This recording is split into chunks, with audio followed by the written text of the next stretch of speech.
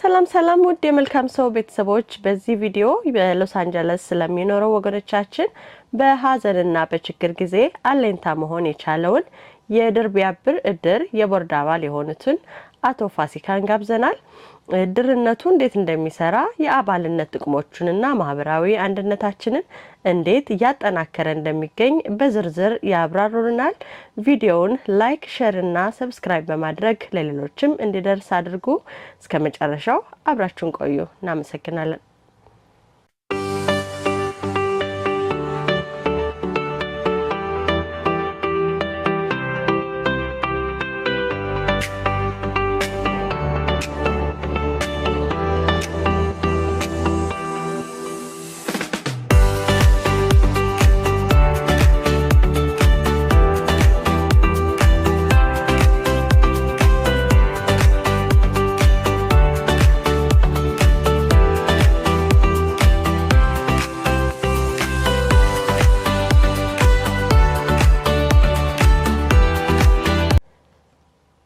እንግዲህ አሁን በዋናው ኦፊሳቸው ተገኝቻለሁ። እንደምታዩኝ እየገባሁ ነው። ወደ ውስጥ ገብተን ደግሞ ቆይታችን ተከታተሉ። አመሰግናለሁ።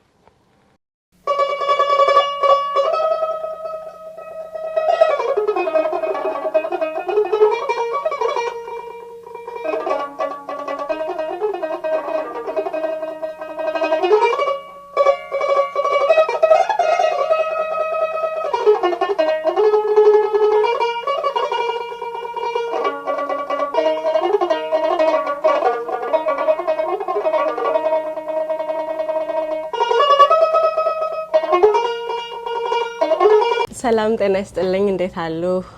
ጤና ይስጥልኝ። የመልካም ቤተሰብ እንዴት ዋልሽ? እግዚአብሔር ይመስገን። እስኪ በመጀመሪያ ራስዎትን ያስተዋውቁን። ስሜ ፋሲካ አብርሃም እባላለሁ። በሎስ አንጀለስ ከተማ ውስጥ ከ30 ዓመት በላይ ነዋሪ ነኝ። በከተማችን ደግሞ ትልቁ እድር በሰሜን አሜሪካ የሚገኘው የድር ቢያብር እድር ዋና ጸሐፊ ነኝ። እሺ አቶ ፋሲካ እንግዲህ በመጀመሪያ እስኪ ስለ ራስዎ አቶ ፋሲካ የተወለዱ የታደጉ የሚለውን አውርተውን ከዛ ወደ ድር ቢያብር እድር ደግሞ እንገባለን። ጥሩ ጥያቄ ነው። እኔ እንግዲህ የተወለድኩት በሐረርጌ ክፍለ ሀገር በድሬዳዋ ነው ያደግኩት። የተወለድኩበት ከተማ ጅጅጋ ይባላል። እድሜ ለአቅመ አዳም ሲደርስ ለትምህርት ድሬዳዋ በመምጣት የአንደኛ ደረጃ ትምህርቴን አጠናቅቄ ከዛ ወደ አዲስ አበባ ደግሞ የከፍተኛ ትምህርት ለመማር የሃይ ስኩል 11 እና 12ን ከተማርኩ በኋላ ለከፍተኛ ትምህርት ደግሞ በአዲስ አበባ ዩኒቨርሲቲ በመግባት በወቅቱ የሕክምና ትምህርት የሚሰጠውን የፊዚካል ሜዲሲን ትምህርት ተምሬ ኢትዮጵያ ውስጥ ባሉት በጤና ጥበቃ ሚኒስቴር ሆስፒታሎች ውስጥ እሰራ ነበር። በተለይ ደግሞ አለርት ሆስፒታል ተብሎ በሚጠራው ሆስፒታል ውስጥ ለረጅም ጊዜ አገልግሎት አበርክቻለሁ። ከዛም በውጭ ደግሞ በዩናይትድ ኔሽን ተቀጥሬ የሳውዘርን አፍሪካ ሜዲካል ኮኦርዲኔተር ሆኜ ስቴሽን የዚምባብዌ ሆኖ በተለያዩ ሀገሮች እየተዘዋወርኩ ለተወሰነ ጊዜ ዩናይትድ ኔሽንን አገልግዬ ወደ አሜሪካን ሀገር በመምጣት አሜሪካን ሀገር ደግሞ በቬትራን ሆስፒታል ሰራ ነበር ለረጅም ጊዜ። ከዛ በኋላ የግሌን ድርጅት ከፍቼ አሁንም የምኖረው የግሌን ድርጅት ራን በማድረግ ነው። በዛ ሙያ ላይ ይገኛለሁ። እሺ በጣም አመሰግናለሁ። እንግዲህ በድር ቢያብር እድር ውስጥ ስላለዎት ሚና ኃላፊነት ለአድማጮቻችን ደግሞ ቢያስተዋውቁን። ጥሩ ጥያቄ ነው። በመጀመሪያ ድር ቢያብር እንዴት ሊቋቋም ቻለ፣ ከምን ተነስተን እዚህ ደረጃ ደረሰን የሚለውን በገልጽ በጣም ደስ ይለኛል። ድር ቢያብር በመጀመሪያ ደረጃ ሊቋቋም የቻለው አቶ ፀሐይ አርጋው በሚባል የእድራችን ፕሬዚዳንት አሁን በአጋጣሚ እዚህ የለም፣ ወደ ሀገር ቤት ነው ያለው። አትላንታ በሄደበት ጊዜ ለስራ እዛ ይሄንን እድር አይቶ መጣና አነጋገረኝ እና ባክን እድር ላቋቋም እፈልጋለሁ አለኝ። በወቅቱ እኔ ደግሞ ነገሩ እንግዲህ በልምድ ሀገራችን እኛ የምናውቀው እድር በጣም አዛውንት የሆነ ሰው ነበር እናንተን የሚለው ባክን አትቀልድብኝ እያልኩት አንድ ሁለቴ እንደዚህ ያደረኩት።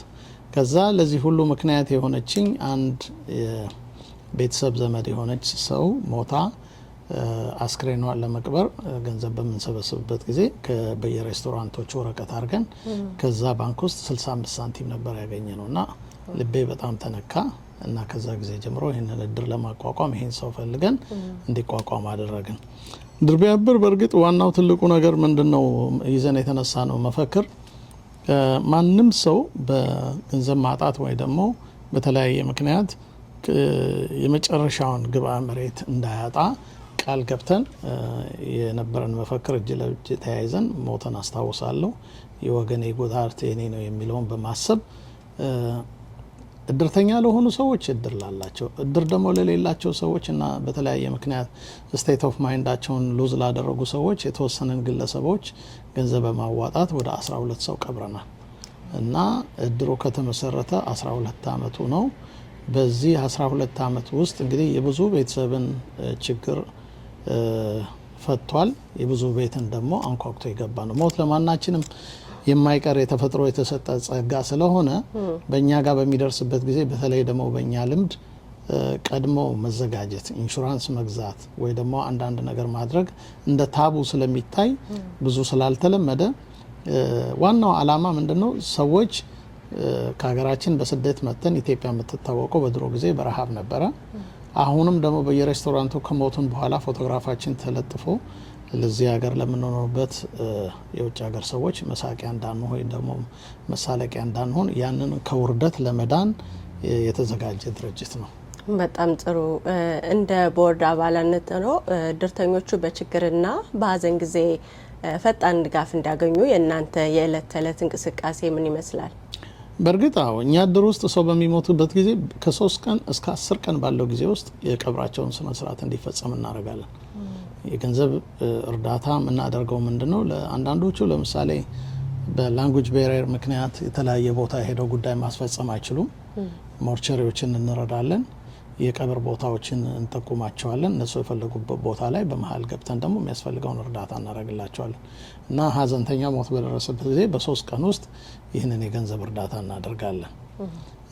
እንደሚፈልጉት ነው። ቤተሰብ እንግዲህ አገር ቤት ወስጄ ቀብራለሁ ካለ ከኢትዮጵያን ኤርላይንስ ጋር በመተባበር ኢትዮጵያን ኤምባሲ ኢትዮጵያን ኤርላይንስን በጣም እየረዳ ነው። ብዙ ሰዎችን ወደ አገር ቤት ልከን ከዚህ እስከ አስመራ ከዚህ እስከ መቀሌ እንደውም አልፎ ተርፎ አሁን በቅርብ ጊዜ ላስት ዊክ ዋልድባ ሁሉ የላክ ነው ሰው አለ ገዳም ውስጥ ልቀበር ብሎ የቀበር ነው ሰው። ስለዚህ በዚህ ቦርድ ውስጥ የኔ እንትን ምንድን ነው የኔ የስራ ድርሻ አባላቹን መመዝገብ፣ የጽህፈት ቤቱን ስራ በበላይነት መምራት እንዲሁም ደግሞ የአባላቶችን መዝገብ በጥንቃቄ መያዝና የሚያስፈልገውን ግንኙነት ከተለያዩ ድርጅቶች ጋር እድሩን በመወከል ብዙ ቦታ እኔ ነኝ የምታየው። ነገር ግን ቦርዳችን በእድራችን በ11 የቦርድ ሜምበር የሚመራ ነው። ከዛ ውስጥ የኔ ድርሻ የጸሐፊነት ድርሻ ብቻ ነው። በጣም ሰፊ ኮሚኒቲ ነው ያለው በሎስ አንጀለስ እና በሎስ አንጀለስ እና በአካባቢው የሚኖሩ ኢትዮጵያውያን የዚህ እድር አባል መሆን የሚችሉትስ እንዴት ነው? መስፈርቶችስ ምን ምን ናቸው? የኛ ዋናው መስፈርቱ ጥያቄያችን ኢትዮጵያዊንን ብሎ የሚያምን በትውልድ ብቻ ሳይሆን በጋብቻ ከኢትዮጵያኖች ጋር ለምሳሌ ኢትዮጵያ አግብተው የሚኖር ባልና ሚስት የእድራችን እድሜያቸው ከ18 ዓመት በላይ እስከሆነ ድረስ እና የሎስ አንጀለስ እና አካባቢዋ ነዋሪ የሆኑ በተለይ ከዚህ ከዳውንታውን 60 ማይልስ ሬዲየስ ያሉ ሰዎች ኳሊፋይድ ይሆናሉ። ነገር ግን ከዚህ 60 ማይልስ ሬዲየስ ውጭ ሆኖ እንደ ሳንዲያጎ የራሳቸው እድር እንዲያቋቁሙ አድርገን እኛ አላማችን ዋናው ትልቁ ነገር ምንድነው በ50 ስቴት የኢትዮጵያኖች እና ኤርትራውያኖች ሀዘን በሚደርስባቸው ጊዜ እዛው ባሉበት እንዲረዱ ነው። ሳንዲያጎ አቋቁመናል፣ ዋሽንግተን ዲሲ አቋቁመናል፣ ባልቲሞር አቋቁመናል። የተለያዩ አሁን ቁጥራቸውን በእርግጥ ማስታወስ ማልችል ወደ 23 ስቴቶችን አቋቁመናል እና አላማችን ዋናው 50 ስቴት ለመድረስ ነው። እንደ ስራ ኃላፊነቶ በእነዚህ አመታት ውስጥ ማህበሩን ሲመሩ ያጋጠሟችሁ ዋና ዋና ፈተናዎች ምንድናቸው? እንዴት ተሳለፋችኋቸው? ይሄ በጣም ጥሩ ጥያቄ ነው። እስካሁን ማንም ያልጠየቀኝ ጥያቄ። በከተማችን ውስጥ እንግዲህ እንደምታውቂው ለዚህ ሀገር ያንግ ስደተኞች ነን እኛ።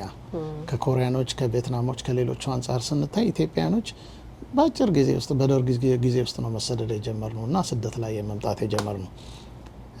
እሱ ብቻ አይደለም ዋናው የስደት ብቻ ሳይሆን አንደኛ ላክ ኦፍ ኢንፎርሜሽን አለን። ሰው በሚሞትበት ጊዜ ምን እንደሚያስፈልግ ከመጀመሪያ አንድ ሰው በህይወት እያለ ባንክ ገንዘብ እንኳን ቢኖረው ቤኔፊሻሪ እስካላደረገ ድረስ ለባንኩ ገንዘብ ቢኖረውም ያንን ገንዘብ ማውጣት ማንም ሰው አይችልም። በህይወት እያለ እናት ይሁን ወንድም ይሁን ጓደኛ ይሁን እዛ ውስጥ የሚያምኑትን ሰው ቤኔፊሻሪ መመዝገብ አለባቸው። ለምሳሌ በሞት በሚያጋጥምበት ጊዜ ገንዘብ ኖሯቸው መቀበሪያ አጥተው አዋተን የቀበርናቸው አለ በቤተ ክርስቲያን ደረጃ። አሁንም ቤተ ክርስቲያኖች አናት ላይ አልወረድንም። በተለይ ቤተ ክርስቲያኖች በጣም እየረዱ ነው እኛን በተለያየ ዳይሬክሽንስ። ሌላው ሁለተኛው ነገር ደግሞ ምንድነው ለክፉ ጊዜ ወይ ሞት ይደርስብኛል ብሎ ሁሉም ሰው ስለማያስብ እዚህ እድር ውስጥ አይገባም። አሁን እኛን ያስቸገረና በከፍተኛ ደረጃ ውጥረት የያዘን ምንድነው እድር ውስጥ የሌሉ ሰዎች ነገር ግን ገንዘብ ሲኖራቸው ሞት በሚደርስባቸው ጊዜ ወገኖች ኢትዮጵያዊ ነን ብለው ይሄ እድር አለ ብለው እኛ ጋር ይመጣሉ። በዚህ ጊዜ እነሱን ደግሞ እንትን ለማድረግ ካለን ጊዜ ውጭ ከስራ ሰዓታችን ውጭ ወጥተን ነው ይሄንን የምንረዳው። ከድሩ ሌላ ተጨማሪ ደግሞ ሌላ በርደን እኛ ላይ እየተፈጠረ ነው ያለው እና እባካችሁን ሁላችሁም እኔ ትንሽ ትልቅ አዋቂ ሴት ወንድ አይልም ሁሉም ሰው እዚህ በሚኖርበትና ለአቅመ አዳም የደረሰ ሰው ቤኔፊሻሪ በህይወት ያላችሁ አዘጋጁ። አንድ ነገር ቢመጣብኝ ይሄ እከሌ እንደዚህ እንዲያደርግልኝ ይፈልጋለሁ የሚል ኢዘር የሆነ ጽሁፍ ወይ ደግሞ ውክልና ያለው በፍርድ ቤትም ይሁን ፓወር ኦፍ አተርኒ የሚሆን በባንክ በኩል ገንዘብ ያላችሁ ሰዎች ባንክ፣ ገንዘብ የሌላችሁ ሰዎች ደግሞ እንደዚሁ ትረስት የምትሰጡት ሰው ያስፈልጋል። እና አንዳንድ ሰዎች ዘመድ ምናምን አገር ቤት ኖሯቸው አስክሬኑ እንትን በሚልበት ጊዜ ለመቅበርኛ ፍርድ ቤት ሄደን ኮርት አፖይንትድ የሆነ ጀጅ አስመርጠን ነው የምንልከው። እና ይሄ ድርጅት በህግ የተቋቋመ ስለሆነ ይሄንን የማድረግ መብት ስላለው ላይሰንስ ስላለው ብዙዎች እንደዚህ እያደረግን ነው። ከዛ በርደን ለመውጣት ግን ወገን እንዲተባበረን የምንፈልገው ምንድነው አደጋ በሚመጣብኝ ጊዜ ኢን ኬዝ ኦፍ ኢመርጀንሲ ይሄ ሰው እንዲሆንልኝ ብሎ በየቦታው በስራ ቦታ በባንክ በአንዳንድ በኢንሹራንሶች ምናምን ቢያደርጉ ቀላል ይሆናል የሚል እንትን አለ። ልክ ነው። እርሶ ደግሞ ይሄኛው ስራችሁ ሁለተኛ ነው አይደል? እንደ ቮለንተርም ስለሆነ ኤክስትራ ታይማችሁን ወስዳችሁ ነው እንዲያ ነገር በሚያጋጥማችሁ ጊዜ የምትደክሙት ማለት ነው። እኔ ራሴ አሁን ቅድም እንደነገርኩሽ ነው በግል ስራ ድርጅት ነው የምገኘው። ሰው በሚሞትበት ጊዜ ሁሉም ደግሞ አይኑን እኔ ላይ ስለሚጥል ብዙ ጊዜ እሄዳለሁ በኮሚኒቲው ብዙ አመትም ስለሚያቀኝ። ነገር ግን እንደገና ደግሞ ይደክምሻል፣ ይሰለችሻል። ለምሳሌ በሳምንት ውስጥ 2-3 መቃብር ሲኖር ሰዎች እዛ ቦታ ላይ ካልሄድሽ በአይናቸው ያዩሻል። አንድ እናት አዛውንት ያሉኝ ምንድነው ቀብር ላይ እንትን ብዬ ስፈልግ ፋሲካ አጣው ሲሉኝ ልቤን ተነካ እና ሳልወድ በግድ ባለችኝ ጊዜ ውስጥ እንደው ወገን ማቆም ሰው ቢሆን ለመቅበር ተነስቼ እሄዳለሁ። ግን ዋናው ትልቁ ነገር ምንድነው እኛ ኮሚኒቲ ውስጥ የሚያስፈልገን እንደዚህ አይነት ዊል ትረስት ኤንድ ዊል የሌለን ብዙ ሰዎች አለን እና ይሄንን ምን አለበት በህይወት እያለን ብናደርገው። ሞት ይደርስብናል ብለናል። ድንገት ግን አደጋ ሞት ለማንም የማይቀር ነው። መቼ እንደሚደርስ አናውቀውም። የጊዜ ጉዳይ ነው እና ያ በሚመጣበት ጊዜ ሁላችንም ተነስተን እንድንተባበር ዝግጁ መሆን አለብን ለማለት ነው። በትክክል። ለወደፊቱ እድሩን ይበልጥ ለማጠናከርና ማህበረሰቡን ለመርዳት ያቀዳችሁት አዲስ ነገር ሳለ ወይ? ሰላም የመልካም ሰው ቲቪ ቤተሰቦች እንዴት ናችሁ? ሜክ ሹር ላይክ፣ ሼር፣ ሰብስክራይብ አድርጉልን። ለሌሎች ቪዲዮአችን እንዲደርስ ወደ እናንተ ጥሩ የሆኑ ቪዲዮዎችን ይዘን ለመቅረብ እየሞከርን ነው። ሁላችሁም ቤተሰብ እንድትሆኑ ጋበዝናችሁ። እንወዳችኋለን። መልካም ጊዜ። እንግዲህ አሁን ምንድነው እዚህ እድራችን ውስጥ ይሄ ብቻ አይደለም። ይሄ ትልቁ እድር ስለሆነ እንጂ 1-4-5 ወደ ጓደኞች ማህበር አሉ፣ በስራ ደረጃ የሚገናኙ አሉ። አንዳንዶቹ በተለያዩ ለምሳሌ ጤና አዳም እና ህብረት እድር ሌሎች ትልቁ እድር ምናምን የሚባሉ አሉ። በጣም ብዙ እነዚህ ደግሞ በጓደኛሞችና ምናምን። ግን ትልቁ እድር ይሄ ነው። በከተማ ውስጥ ሳይሆን በሰሜን አሜሪካ ውስጥ የሚገኝ ትልቁ እድር እና ዋናው እኛ አሁን ትልቁ ችግራችን ደግሞ ልጆችን ለምሳሌ ባልና ሚስት በነፍስ ወከፍ ነው የሚደርሱት። ሰው በሚሞትበት ጊዜ $20,000 ነው የምንሰጠው ፐር ኢንዲቪጁዋል። ነገር ግን ባልም ሚስትም ለጊዜው 20 ብር ነው አሁን የሚከፍሉት 20 ብር። ልጆች ግን እዚህ ውስጥ ኢንክሉድድ ስላልሆኑ ብዙ ጥያቄዎች ይቀርቡልናል። እኛ እንደ እድር ወይንም ደግሞ እንደ ቦርድ ለማስታረቅ የፈለግነው ነው ጥናት እያደረግን ነው። ልጆችን እንዴት እናካትታለን? ሲንግል ፋሚሊ ሆኖ ምንም ልጆች የሌላቸው ሰዎች አሉ። ልጆች በሞቱ ጊዜ ክፈሉ ማለቱ ፌር አይደለም። ስለዚህ ፕላናችን በተለያየ ምክንያት ገና አሁን በስራ ላይ አልዋለም፣ ግን ብዙ ባለሙያዎችን አሳትፈን ጥናቱ አልቋል። ትንሽ ጊዜ ነው የቀረው። ልጆች እንዴት አድርገን እናካትታለን የሚለው በቅርቡ ለአባላቱና ለኮሚኒቲው አናውንስ አድርገን እንትንላለን። ትልቁ ችግራችን ይሄ ነው። ሌላው ትልቁ ደግሞ ችግር የራሳችን መቃብር ቦታ ስለሌለን ሁሉም ሰው በዚህ በከተማችን ውስጥ ካጋጠሙን ችግሮች ውስጥ ሆሊ ካቶሊክ ሆሊ ክሮስ የሚባለው መካነ መቃብር ከቅድስተ ማርያም ጀርባ ያለው እዛ መቀበር ነው የሚፈልገው ሁሉም ሰው። ቦታው ጸዳ ያለ ነው፣ ሰፊ ነው፣ ለከተማውም ቅርብ ስለሆነ ብዙ ሰው እዛ ሄዳል። ነገር ግን ያ መካነ መቃብር የተዘጋጀው በካቶሊክ ቻሪቲ አርች ዳያሲስ ለካቶሊኮች ብቻ አስራት እየከፈሉ ምን እያደረጉ የገዙት ነው። እና ካቶሊኮቹ ሞት በሚያጋጥማቸው ጊዜ የመቀበሪያው ቦታ በእንደኛ አይነቱና በሌላ ሰው እየተያዘባቸው በገንዘባቸው ቦታ ስላጡ እኛን ትንሽ ወደ ኋላ የማድረግ አንዳንዴ ቢቀበሉንም ደግሞ ከ2 ሰዓት እስከ 3 ሰዓት የቀብራችንን ስርዓት በማዛባት በተለይ የኛ ሰዎች ናቸው ለሰራተኞች ገንዘብ በመስጠት ጉቦ እያስለመዱ እንደውም አንድ ጊዜ የቤተ ክርስቲያኑ አርች ዳያሲስ ጠርተውኝ እኛ ፈቅደንላችሁ ይሄንን አድርጋችሁ እንደገና ደግሞ በኔ ግቢ መታችሁ ሰራተኞችን ትንሽ አቢዩዝ እያደረጋችሁ ነው ገንዘብ እየሰጣችሁ አሉና ይሄንን የምትሰሙ ወገኖቼ እባካችሁ ይሄን ነገር እናቁም ለሁሉም እኩል እንዲሆን እና አሰራራችን እንደ አሜሪካዊ እንጂ ወይ አገር ቤት እንዳለን ሰዎች አይሆን እና ሁሉ ጊዜ እዚህን ስርዓት በህጉ ከተከተልን ሁሉ ነገር ይፈጸማል፣ በህጉ መሄድ እንችላለን። ነገር ግን ሁሉ ጊዜ ወደ ጎን ወጣ ያለን እንደሆነ ገንዘብ የሌለውን ሰው መስጠት የማይችለውን ሰው ለማስተጓጎል ስለሚጀመር እባካችሁ እንደዚህ አይነት ነገር ይቁም ለማለት ነው። ሌላው እንግዲህ ብዙ ካጋጠሙን ችግሮች ደግሞ ሌላው እንትን የምንለው ሞት በሚሞትበት ሰው በሚሞትበት ጊዜ አንዳንዱ ቤኔፊሻሪ አገር ቤት ሊሆን ይችላል፣ ስልክ ቁጥር ላይ ኖራቸው ይችላል እና እነዛን ሰዎች አፈላልገን በየቦታው ነው የምንቀብረው። ኦብቪየስ የሆነ ቦታ ለምሳሌ ናዝሬት ከሆነ ናዝሬት እከሌ በዚህ ቁጥር በዚህ ቤት ቁጥር የምትገኝ ብትል ኢትዮጵያ ድረስ ልከን ልናስፈልግ እንችላለን። አንዳንዱ ስልክ ቁጥር አይሰጠንም፣ ስም ብቻ ይነግረናል። ያንን ማስፈለጉ ትልቅ ችግር ሆኖብናል። 1-2 ሰዎች አጋጥመውናል እንደዚህ የኛ ማህበርተኞች የሆኑ። ሌላው በጣም የምደነቅበት አሰራራችሁ ድንገት ዘመድ የሌላቸው ሰዎች ህይወታቸው አልፎ ስታገኙ ፈጥናችሁ እንደምትደርሱ አውቃለሁና እንደዚህ አይነት ገጠመኞችስ ምን ያህል አጋጥሟችኋል? ወል እንግዲህ ይሄ ደግሞ ሌላው አንቺን በቅርብ እንደምታውቂው አንድ የዩኒቨርሲቲ ተማሪ የሆነ ልጅ እዚህ ሀገር መጥቶ ቤተሰብ ጋር ተጠግቶ ባለው የአእምሮ በሽታ ምክንያት ከቤተሰቦቹ ርቆ በሞተ ጊዜ በጣም የሚቀርቡት ሰዎች እናንተ እንኳን የምታውቁት ሰው ማን ከማጋ እንደመጣ ማወቅ አልተቻለም። ፖሊስ ነበር ያገኙት፣ ከመሬት ላይ ወድቆ ነው የተገኘው። ያንን አስክሬን በፊንገር ፕሪንት ነው ያወቁት። ከዛ በኋላ እኛ ጋር ነው ኮንታክት የሚያደርጉት። አሁን በቅርቡ ኢትዮጵያን ኮሚኒቲ ስለተፈጠረ ኢትዮጵያን ኮሚኒቲ ኮንታክት ሲያደርጓቸው ኢትዮጵያን ኮሚኒቲ ደግሞ ወደኛ ነው የሚመጡት። እና እንግዲህ ምንድነው አቅም ሁሉ ሰው እዚህ ሀገር መጥቶ ይሳካለታል ማለት አይደለም። አሜሪካን ሀገር ለሁሉም ሰው ምቹ ሆኖም ደግሞ አልጋ ባልጋ ላይ ሆኖ መሄድ አይደለም። ለተወሰነ ጊዜ ሲስተም ውስጥ እስኪገባ የተሻለ ትምህርት እስኪያገኝ ወይ ደግሞ ራሱን እስኪችል ብዙ ትግል ያለበት ውጣ ውረድ ያለበት ህይወት ነው ያለው እና ሞት በዚህ መሀል ደግሞ በሚያጋጥምበት ጊዜ በጣም አስቸጋሪ ሆነ። ስለዚህ እኛ የተወሰኑ ሰዎች ስም መጥቀስ አያስፈልገኝም እንደ አሪያ በመሆን የአዋሽ ሬስቶራንት ባለቤት አቶ መሐመድ ኢብራሂም የተወሰኑ ኮሚቴዎችን አቋቁመው ከድሮ ውጭ ይህን ገንዘብ ተሰብስቦ ለ12 የሚሆኑ ሰዎች ቤተሰቦችን ረድተናል። ግን የምንረዳው ምንድነው ስቴት ኦፍ ማይንዳቸው ክሊር አልሆነ ማለትም በአእምሮ በሽታ በተለያየ ምክንያት የጎዳና ተዳዳሪ የሆኑ የአእምሮ በሽታ ኖሮባቸው መንገድ ላይ የወደቁ ኢትዮጵያኖች የሚሆኑ በትውልድ ኤርትራዊ የሆኑ ወገኖቻችን ናቸው። እነሱም ሰብስበን የመጨረሻውን የክብር ሞት ግብአተ መሬት እናስፈጽምላቸዋለን። ለዚህም ደግሞ በከፍተኛ ደረጃ ላመሰግን ፈልገው የኢትዮጵያ ኦርቶዶክስ ቤተክርስቲያን የሁለቱንም የሌሎቹንም እንዲሁም ደግሞ የእስላሞችንም አሶሲዬሽን በጠየቅናቸው ጊዜ ሁሉም ተባባሪ ነው እኛን ለመርዳትና በዚህ አጋጣሚ ላመሰግናቸው እወዳለሁ። እውነት ነው።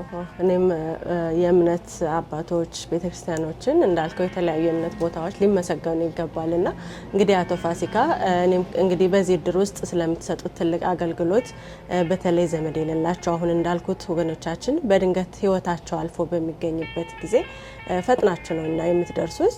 በዚህ እኔም በኮሚኒቲ ስም እጅግ አመሰግናለሁና በዚህ በቦርድ ውስጥም ልታመሰግነው የምትፈልገውም ካለ ቀረም የምትለውም ነገር ካለ ደግሞ አስገድሉን እንሰጣለሁ። በመጀመሪያ ደረጃ ላመሰግን የምፈልገው ከኛ ጋር አብረው ወደ ላይ ወደ ታች የሚወርዱ ቤተሰቦቻችን ስራችንን ጥለን እዚህ በመኖርበት ጊዜ ቤተሰቦቻችን የጎን ድጋፍ ያደርጉልናል። የሁሉም ባለቤቶች እዚህ ውስጥ ያሉ ልጆች ከከሌ ማለት አይቻልም። ሁሉም ቤተሰብ ከኛ ጀርባ ነው።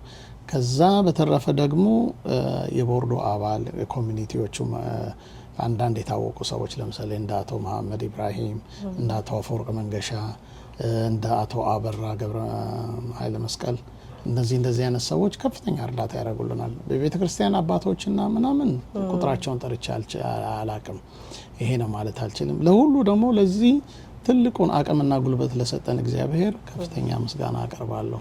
በእኔም በወገኖቼም ስም የሚሰማኝ እንግዲህ እንደ ሰውኛ እንድናገር ከተፈለገና እግዚአብሔር ይህን ጉልበት ስለሰጠን ሁልጊዜ ልናመሰግነው ይገባል። በጤና ኖረን አቅም ኖሮን አቅም የሌላቸውን ሰዎች መርዳት በመቻላችን እኔም በጣም አመሰግናለሁ። በተለይ አቶ ፋሲካ እንዳልነው ፊት ለፊትም የምናይ ስለሆነ እጅግ አድርጌ አመሰግናለሁ።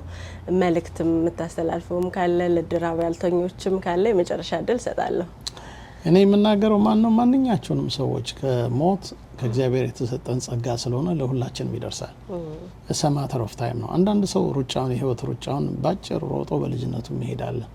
አንዳንዱ ደግሞ እድሜ ጠግቦ ምን ብዬ ልንገርሽ ቤተሰቦችን አስቸግሮ የሚሞት ይሄ እግዚአብሔር ስጦታ ነው፣ ግን አይቀርም። ስለዚህ ተዘጋጅተን መቀመጥ ጥሩ ነው። እኛ የሞት እንደሆነ ቤተሰቦቼ እዳ ላይ ይወድቃሉ ብለን ከምንጨነቅ እንደዚህ አይነት ነገር ተዘጋጅተን ኖሮ መልካም ነገር ነው እንደ ማህበረሰብ። ሌላው ትልቁ ነገር ደግሞ ሞት መቼም ለሁላችንም ደጋግሜ እንዳልደግመው እንጂ የማይቀር ነገር ስለሆነ በህይወት እያለን ነው መረዳዳት ያለብን። ወደፊት ትልቁ የሚያስፈልገው ልጆቻችን የኛ ልጆች አሁን ከቤተ ክርስቲያኖች እኛ እያረጀን ስንሄድ ልጆቻችንን የሚተካ ነገር ያስፈልጋል። የቤተ ክርስቲያን ትምህርት ራሱን የቻለ ቻርተር ስኩል ያስፈልጋል። ሌላው ደግሞ የአዛውንት መጦሪያ ኢትዮጵያውያኖችን የመሰለ ነገር የኢትዮጵያውያኖች ብቻ የሆነ ሌሎቹ አላቸው። ለምሳሌ ሌሎች ኮሚኒቲዎች አላቸው። እኛም የራሳችንን ብናደርግ። ሌላው ደግሞ ትልቁ ነገር ምንድነው? ሰው በህይወት እያለ ነው መረዳት ያለበት። በጤና እክል በተለያየ ምክንያት ቤት ውስጥ በሩን ዘግቶ የተቀመጠ ሰው እያንኳኳን ሄደን እንደዚህ አይነት በጎን ድርጅት ተቋቁሞ ያንን ሰው አይዞህ የምንልበት። ለምሳሌ 10,000 ሰው ቢኖር እዚህ ከተማ ውስጥ አንዳንድ ብር ብናወጣ 10,000 ብር ለዛ ለተጎዳ ሰው መድረስ እንችላለን። እንዲህ አይነት ሰው ከሞተ በኋላ ሳይሆን ሳይሞት በህይወት እያለ የምንራራበት ድርጅት እንዲቋቋም ወገኖቼን አደራ ብዬ እጠይቃለሁ። ይሄንን የምታዘጋጁ የጀመራችሁም ሰዎች ካላችሁ በርቱ፣ ከጎናችሁ ነን፣ እንረዳችኋለን ለማለት ነው። እሺ እንግዲህ አንቺም ደግሞ ይሄን እድል ስለሰጠሽኝ በጣም አመሰግናለሁ። እኔም በተጣበበ ጊዜ ነውና ይሄን እድል ያገኘሁት እጅግ አድርጌ አመሰግናለሁ። ኦፊሱንም ዘወር ብለን ደግሞ የምናየው ይሆናል። አመሰግናለሁ። እግዚአብሔር ያክብረን።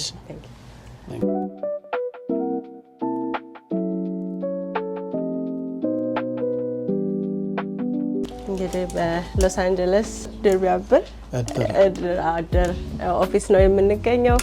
እዚህ ጋር የስራ አመራሮች አሉ። በጣም ደስ የሚል ኦፊስ ነው እንደምታዩት። እዚህ ጋር ተፋሲካ አለ፣ እሱ ነው እያስጎበኘን ያለው። ስለሚያደርጉት ነገር እጅግ አድርገን እናመሰግናለን። እናንተም በኮሜንት እግዚአብሔር ይባርካችሁ በሉ። ለብዙ ወገኖች ፈጥነው የሚደርሱ ናቸው። ይሄው አበባችን እዚህ ጋር አለች። በጣም ሰፊ የሚያምር ደስ የሚል ሰላማዊ ኦፊስ ነው።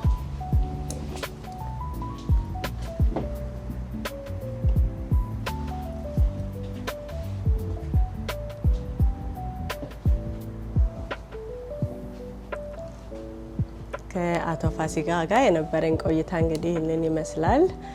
መልእክቱን አዳምጣችሁ እናንተም ኮሜንታችሁን አስቀምጡ። በሌላ እንግዳ ደግሞ እስክንገናኝ ሰላም ለእናንተ ይሁን። አመሰግናለሁ።